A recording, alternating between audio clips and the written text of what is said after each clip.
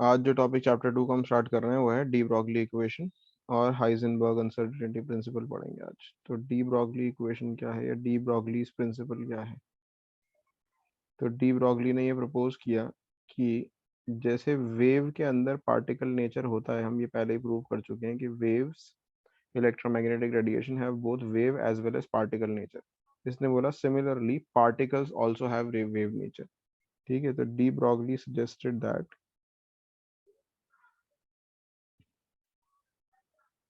suggested that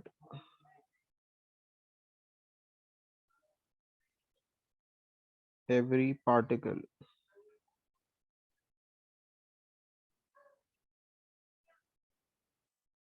has a wave nature। हर particle में wave nature होता है, यानी कोई भी पार्टिकल है अगर वो मूव कर रहा है, जैसे ये पार्टिकल है ये मूव कर रहा है थ्रू द स्पेस, तो it does not move in a straight line, it moves like a wave.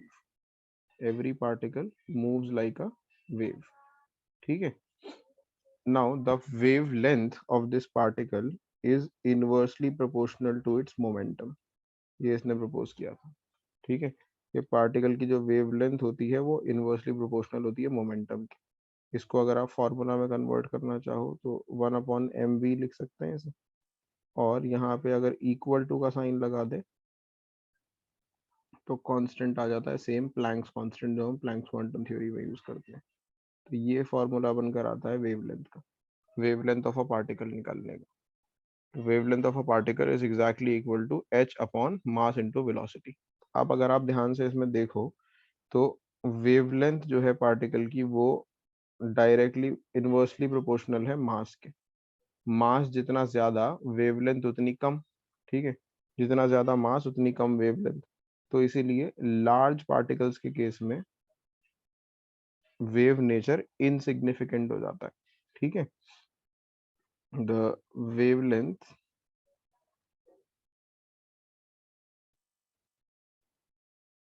is inversely related to mass of the object। जितना ज्यादा मास होगा उतनी ही कम वेवलेंथ होगी। इसका मतलब ये हुआ कि wave nature of large objects, any large object, ठीक है, is insignificant, it has no meaning. तो basically de Broglie's equation is applicable only to microscopic objects. ठीक है। सिर्फ माइक्रोस्कोपिक ऑब्जेक्ट्स पे अप्लाई होती है, मैक्रोस्कोपिक लार्ज ऑब्जेक्ट्स के ऊपर ये इक्वेशन अप्लाई ही नहीं होती। कोई पॉइंट ही नहीं है इसको अप्लाई करने का कि वेवलेंथ जो है वो इनवर्सली प्रोपोर्शनल है मास के। ठीक है। ये बात समझ में आई। ये थी डी ब्रॉगलीज इक्वेशन। अब एक क्वेश्चन है, क्या de Broglie's wavelength is integral multiple of circumference of the Bohr's orbit. एक चीज आती है, de Broglie's wavelength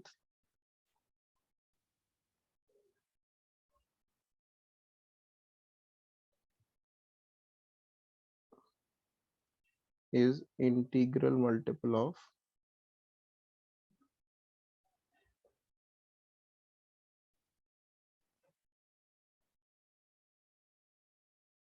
circumference of Bohr's orbit, circumference of Bohr's orbit।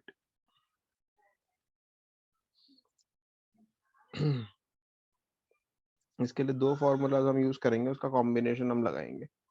तो पहला फॉर्मूला तो हमने ये किया था मोमेंटम का, जो हमने फॉर्मूला किया था momentum of electron in Bohr's orbit. Momentum of electron in Bohr's orbit. क्या फॉर्मूला किया था हमने, अगर आपको याद हो, M V R is equals to N H upon में 2 पाई। ये फॉर्मूला किया था हमने। ठीक है। M V R angular momentum होता है, एन शेल नंबर है, एच प्लैंक्स कांस्टेंट 2 पाई। इसको थोड़ा सा रीअरेंज कर देते हैं, 2 पाई को यहाँ पे ले आते हैं आर के साथ और एन अपॉन एच के नीचे ले जाते हैं एम वी। अब इसमें से एक काम करते हैं बस, 2 पाई आर क्या होता है, 2 पाई आर सरकमफेरेंस होता है कि नहीं, 2 पाई आर सरकमफेरेंस ही होता है। ठीक है, सरकमफेरेंस का फॉर्मूला होता है 2 पाई आर। एन को छोड़ दो, सिर्फ एच अपॉन एम वी किसके इक्वल है, अभी क्या फॉर्मूला लिखा, H upon M V wavelength के इक्वल है कि नहीं है, देखो ऊपर ये फॉर्मूला लिखा है हमने ऊपर अभी, एच अपॉन एम वी के इक्वल होता है वेवलेंथ। तो एन को एज इट इज छोड़ दो, एच अपॉन एम वी की जगह क्या आ जाएगा, वेवलेंथ। तो ये फॉर्मूला बन गया कि नहीं, circumference of Bohr's orbit is in multiples of D Broglie wavelength. Lambda हो गया डी ब्रॉगली वेवलेंथ, ठीक है। एन क्या हो गया, एन हो गया शेल नंबर, कौन सा शेल है, ठीक है। एन हो गया ऑर्बिट या शेल, कुछ भी हो सकती है इसकी वैल्यू, 1 2 3 4 5 एंड सो ऑन। सही है ना। तो ये एनसीईआरटी का क्वेश्चन है, ये प्रूव करने के लिए आता है, ये 3 स्टेप का बस प्रूव करने का क्वेश्चन आता है, 2 या 3, 2 मार्क्स में भी आ जाता है कभी कभार। तो you have to prove that de Broglie wavelength is integral multiple of circumference of the Bohr's orbit. ठीक है, अब इस पे कुछ क्वेश्चंस देख लेते हैं जरा।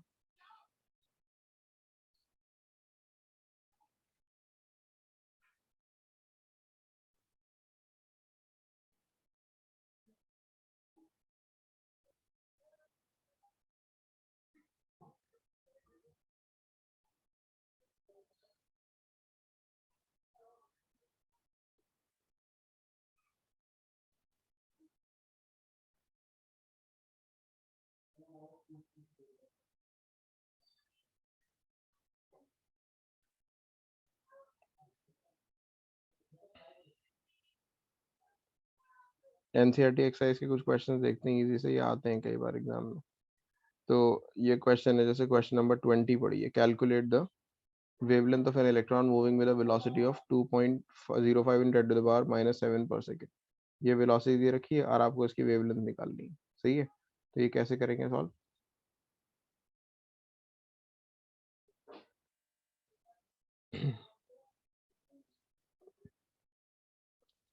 वेलोसिटी दे रखी है 2.05 into 10 to the power minus कितना था, एक मिनट,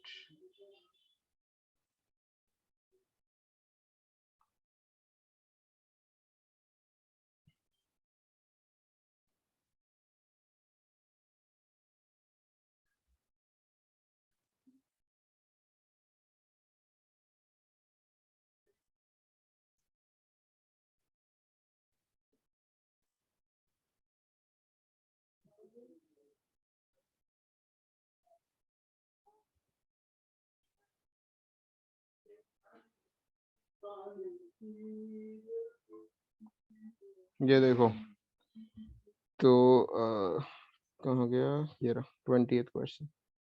वेलोसिटी आपको दे रखी है 2.05 इंटू 10 to the power 7, और आपको वेवलेंथ कैलकुलेट करनी है। ठीक है, इसमें मास नहीं दिया हुआ, बट मास दिया जाएगा आपको एग्जाम में, क्योंकि इलेक्ट्रॉन का है तो मास 9.1 into 10 to the power -31 kilogram होता है। ठीक है, वैसे आपको दिया जाएगा मास। तो बस फॉर्मूला लगा लीजिए, lambda is equals to H upon M V. H आपको पता है फिक्स्ड होता है 6.626 into 10 to the power -34, mass 9.1 into 10 to the power -31 kilogram, velocity आपको दे रखी है 2.05 इंटू 10 to the power 7। ये वेवलेंथ है।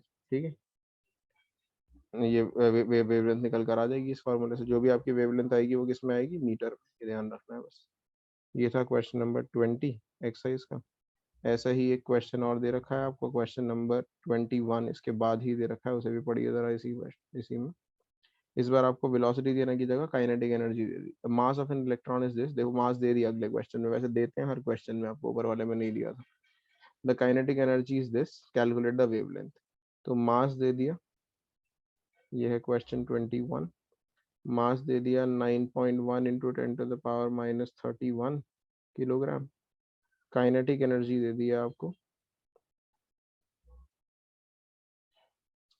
3.0 इंटू 10 to the power -25, और आपसे वेवलेंथ पूछी है।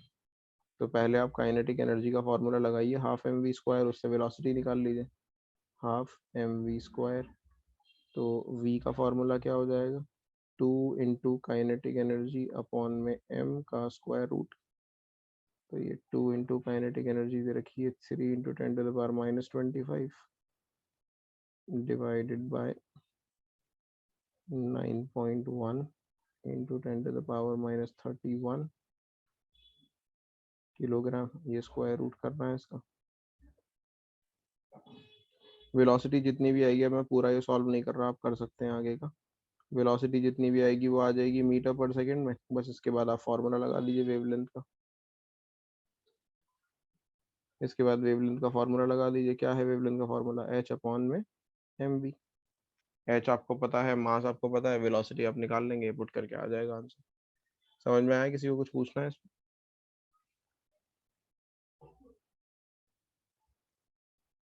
तो इसी टाइप के सिंपल क्वेश्चन ही आएंगे, इस पे ज़्यादा डिफिकल्ट क्वेश्चन नहीं होंगे आपके एटलीस्ट सीबीएसई में। ठीक है, एनसीईआरटी में इसी लेवल के क्वेश्चन दे रखे हैं इसमें। अगला जो टॉपिक हमारा है डी ब्रॉगली इक्वेशन के बाद, वो है हाइजेनबर्ग्स अनसर्टेनिटी प्रिंसिपल।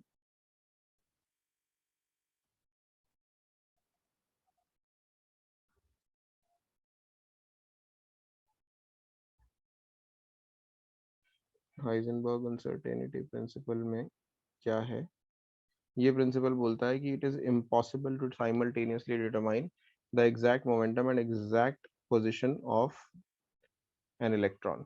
ये बोलता है कि अगर एक इलेक्ट्रॉन न्यूक्लियस, ये न्यूक्लियस है, इसके अराउंड एक इलेक्ट्रॉन घूम रहा है सर्कुलर पाथ में, अगर आप उस इलेक्ट्रॉन की एग्जैक्ट पोजिशन, उसकी एग्जैक्ट पोजिशन और उसका एग्जैक्ट मोमेंटम साइमल्टेनियसली डिटरमाइन करने की कोशिश करेंगे, यानी एक साथ बताने की कोशिश करेंगे दोनों चीज़ें, तो वो बताना साथ में पॉसिबल नहीं होगा।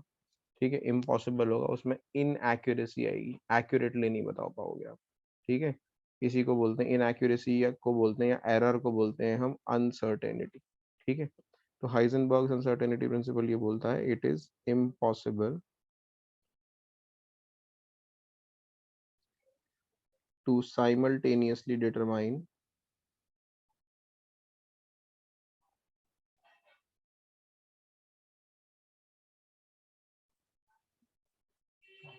the exact position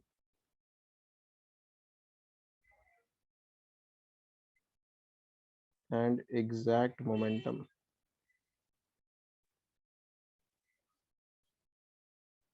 of an electron and other similar particles। other similar particles यानी इलेक्ट्रॉन के साइज के अगर और कोई छोटे पार्टिकल्स भी हैं तो उनके केस में भी other similar particles simultaneously। Simultaneously लिख चुके हैं, सॉरी।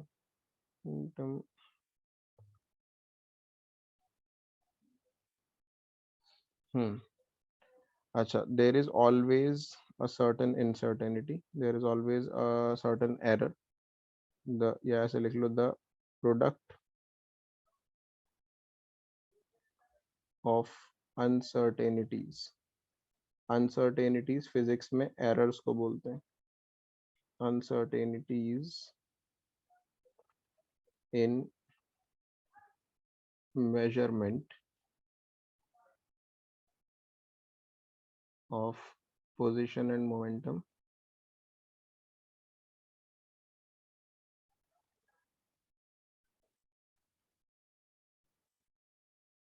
तो जो एरर आएगा, यानी अनसर्टेनिटी आएगी मोमेंटम और मेजरमेंट में पोजीशन और मोमेंटम की, उसका product is always greater than और इक्वल टू, ग्रेटर देन और इक्वल टू h अपॉन 4 पाई। यानी कि मान लो अगर delta x error in position है और delta p error in momentum है, एरर बोलो या अनसर्टेनिटी बोलो, डेल्टा x क्या है? डेल्टा x है अनसर्टेनिटी इन पोजीशन, अनसर्टेनिटी या एरर इन पोजीशन,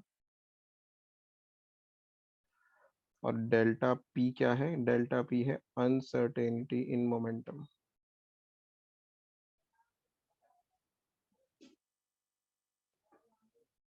या एरर इन मोमेंटम, इन दोनों को जब आप मल्टीप्लाई करोगे तो इनका product will be greater than और at least equal to h upon 4 pi. ये है हाइजेनबर्ग्स अनसर्टेनिटी प्रिंसिपल। ठीक है, और इसके अंदर अगर आप मोमेंटम का फॉर्मूला थोड़ा सा ओपन कर लें, डेल्टा एक्स को डेल्टा एक्स ही पुट करिए, मोमेंटम को p का फॉर्मूला मास इनटू वेलोसिटी होता है, ये रख सकते हैं, greater than equal to h upon 4 pi. अब मास पे एरर डेल्टा लगाने का कोई मतलब नहीं है, क्यों? क्योंकि मास में थोड़ी एरर आता है, मास मेजर करने में कोई एरर नहीं आता, एक्चुअली एरर आता है वेलोसिटी में। तो हम क्या करते हैं, इसमें से सिर्फ डेल्टा v लिख देते हैं इसे, और जो मास है उसको राइट साइड पे इसके नीचे ले जाते हैं, h अपॉन 4 पाई का हो जाएगा h अपॉन 4 पाई m। तो ये फॉर्मूला बन जाता है। अब डेल्टा v क्या हो गया, डेल्टा v हो गया अनसर्टेनिटी इन वेलोसिटी। ठीक है, uncertainty in velocity, delta v is uncertainty in velocity. तो ये जो दो फॉर्मूला बन गया, एक मोमेंटम के साथ बन गया और एक बन गया वेलोसिटी के साथ। ठीक है, दोनों में से कोई भी यूज हो सकता है, डिपेंड करेगा क्या दिया हुआ है, आपसे क्या पूछा है। ठीक, आई होप यहाँ तक क्लियर है। अब इस पे कुछ क्वेश्चंस ट्राई कर लेते हैं।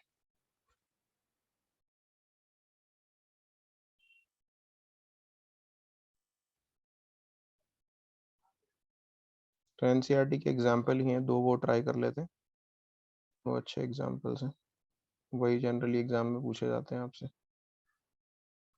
तो देखो ये जरा क्वेश्चन बोलो।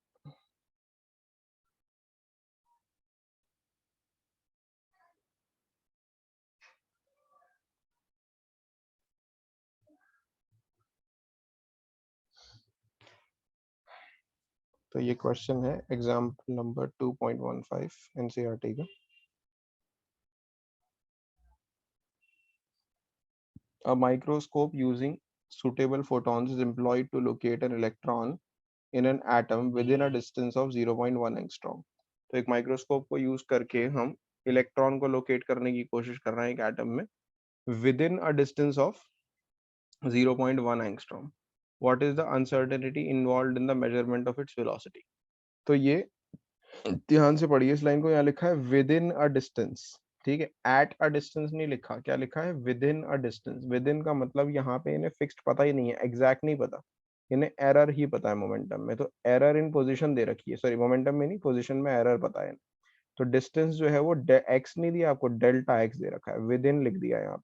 ठीक है, तो विद इन का मतलब they do not know the exact position, they got to know the uncertainty in the position. ठीक है, विच इज 0.1 एंगस्ट्रॉम।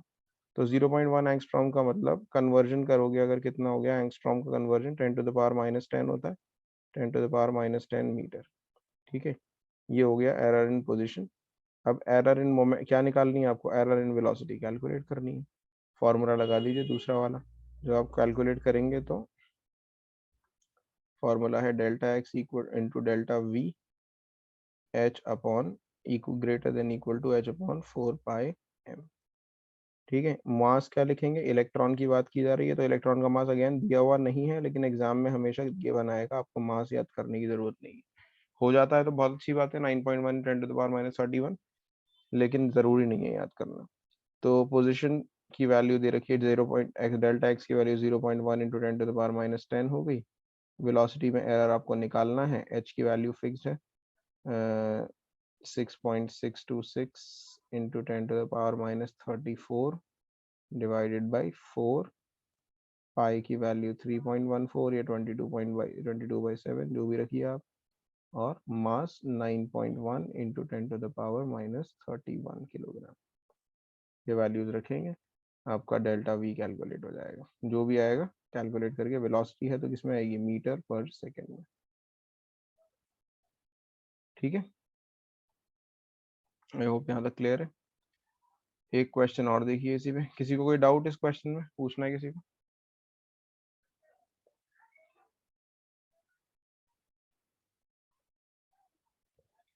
एक एग्जांपल और देखिए,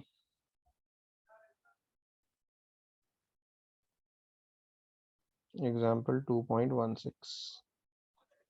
तो इसमें दे रखा है एक गोल्फ बॉल है जिसका मास 40 ग्राम है, गोल्फ बॉल का मास 40 ग्राम।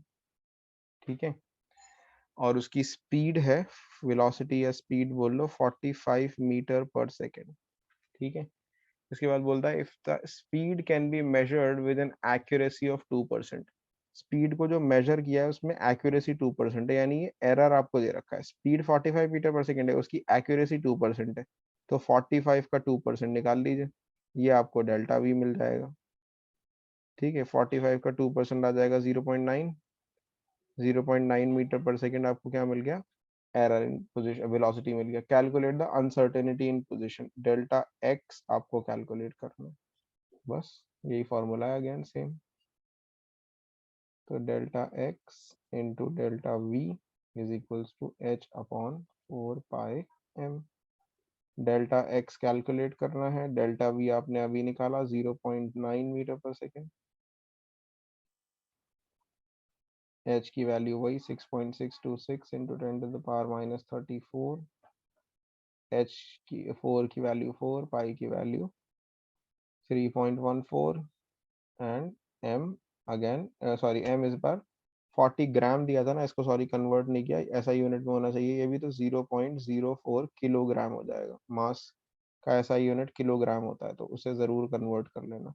0.04 आपका मास आ गया, इससे आपका एरर इन पोजीशन कैलकुलेट हो जाएगा। ठीक है, तो ये जो पोजीशन में एरर आएगा तो ऑब्वियसली वो पोजीशन है तो मीटर में आएगा।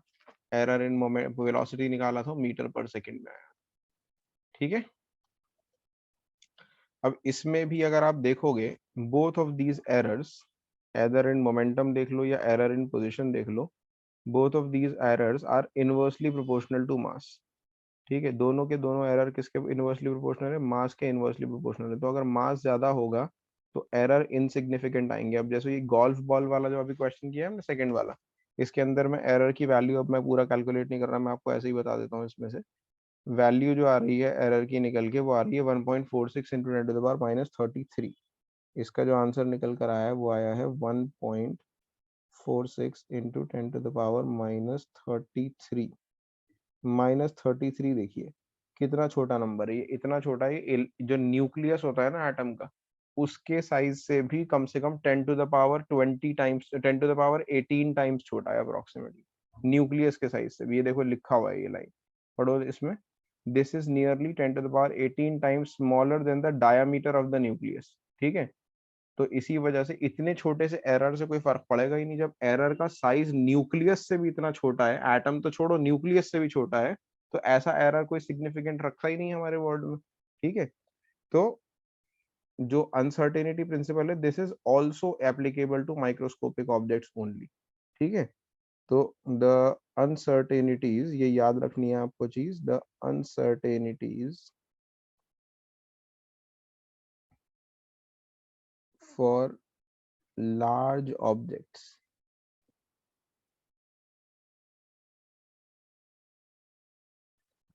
Is insignificant.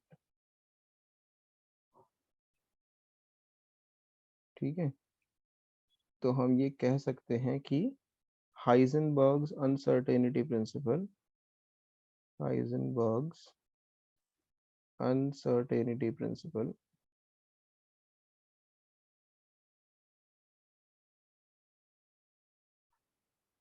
applies only to microscopic objects।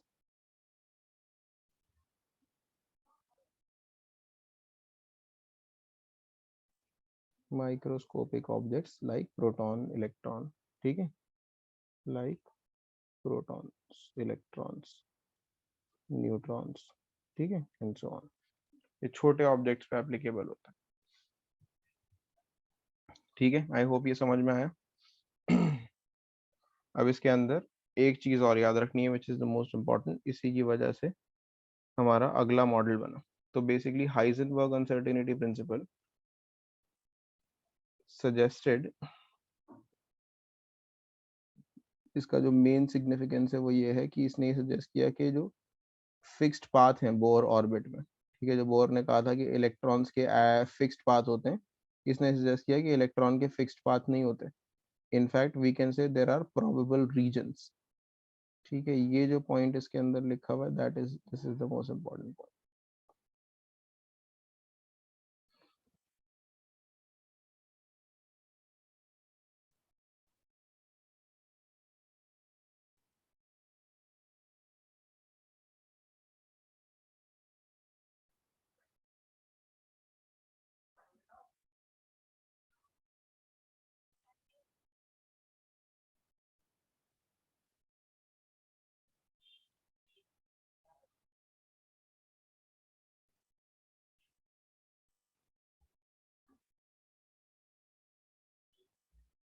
So you need to understand this. This is the significance of Bohr's this is the significance of Heisenberg uncertainty principle. So what did it suggest? इस line को ध्यान से पढ़िए. Significance of Heisenberg's uncertainty principle.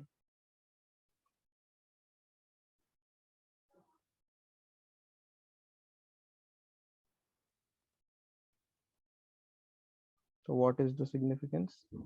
It therefore means that precise statement for the position and momentum of electrons have to be replaced by the statement of probability. तो उन्होंने कहा कि electrons की पोजीशन के लिए और मोमेंटम के लिए जो हमने प्रिसाइज स्टेटमेंट दी थी बोर्स मॉडल में, हमने बोला था कि प्रिसाइजली ये पोजीशन होती है और ये मोमेंटम होता है. एग्जैक्ट पोजीशन और एग्जैक्ट मोमेंटम बता दिया था ना हमने. तो इसने सजेस्ट किया कि एग्जैक्ट पोजीशन और एग्जैक्ट मोमेंटम हम दे ही नहीं सकते. We will have to have statements of probability, यानी कि हम सिर्फ प्रोबेबल पोजीशन बता सकते हैं इलेक्ट्रॉन की. न्यूक्लियस के अराउंड इलेक्ट्रॉन की प्रोबेबल पोजीशन क्या होगी, कहाँ हो सकता है इलेक्ट्रॉन, हम ये बता सकते हैं ऐसे. ठीक है. तो precise statements have to be replaced by statements of probability. We can only sell the probability of finding an electron, that is the electron has at a given position or momentum. ठीक है. This is what happens in quantum mechanical model. तो इसी की वजह से quantum mechanical model develop हुआ था. तो Heisenberg uncertainty principal and de Broglie equation की वजह से ही जो बोर मॉडल था वो फेल हुआ and we move towards the quantum mechanical model. ठीक है. इसी की वजह से हम क्वांटम मैकेनिकल मॉडल की तरफ आए. क्वांटम मैकेनिकल मॉडल में क्या होता है बेसिकली, ये मैथमेटिकल मॉडल है. ठीक है. क्वांटम मैकेनिकल मॉडल एक मैथमेटिकल मॉडल है जहाँ पे कैलकुलेशंस के बेस पे हमने बताया कि इलेक्ट्रॉन्स की प्रोबेबल पोजीशन और प्रोबेबल मोमेंटम क्या होगी. ठीक है. So this is a mathematical model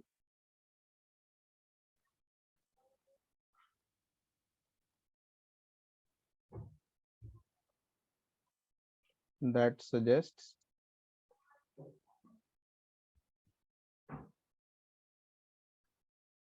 the probable position of electrons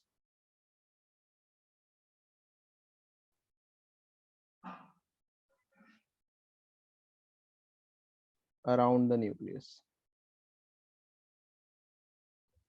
तो न्यूक्लियस के अराउंड इलेक्ट्रॉन की प्रोबेबल पोजीशन क्या होगी वो ये बताता है. ठीक है. It talks about orbitals. इसमें ऑर्बिटल्स होते हैं. तो ऑर्बिटल्स क्या होते हैं? ऑर्बिटल्स वो रीजन होते हैं जहाँ पे इलेक्ट्रॉन के मिलने की प्रोबेबिलिटी बहुत हाई है. तो ऑर्बिटल क्या है? The region around nucleus. Path नहीं है by the way, circular path नहीं है जैसे उसमें होता था बोर्स मॉडल में. The region around the nucleus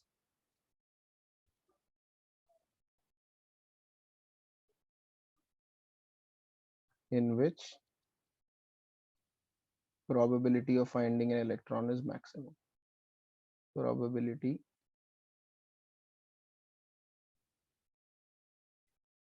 of finding an electron is maximum.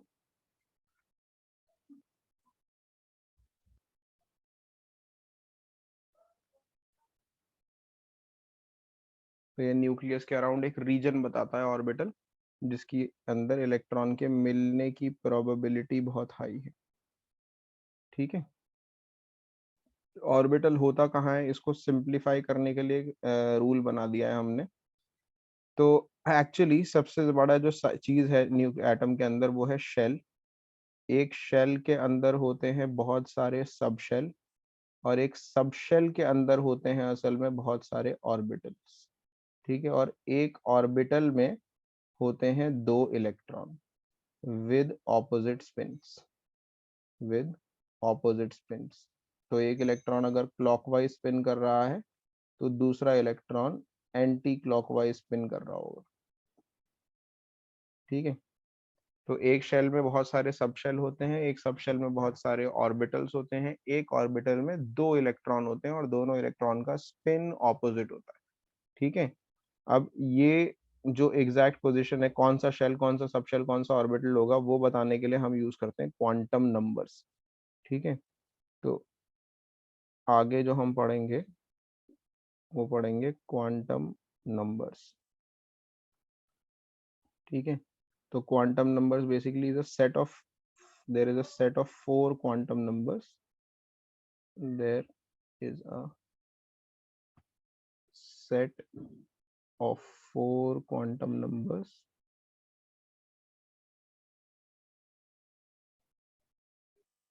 to suggest, तो वो 4 क्वांटम नंबर बेसिकली यही बताते हैं कौन सा शेल, कौन सा सबशेल, कौन सा ऑर्बिटल, इलेक्ट्रॉन की spin, the probable position of electrons, probable position of electrons. ठीक है, 4 क्वांटम नंबर्स कौन कौन से हैं? पहला है प्रिंसिपल क्वांटम नंबर,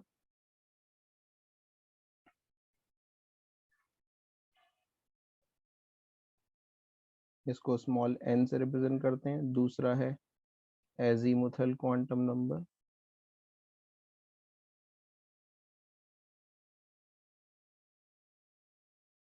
इसको स्मॉल l से रिप्रेजेंट करते हैं। तीसरा है मैग्नेटिक क्वांटम नंबर,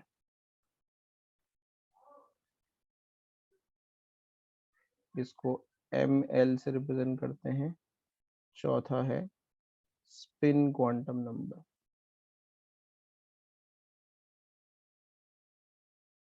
इसको ms से रिप्रेजेंट करते हैं। पहला वाला जो है वो बताता है कौन सा शेल है, दूसरा बताता है कौन सा सब शेल है,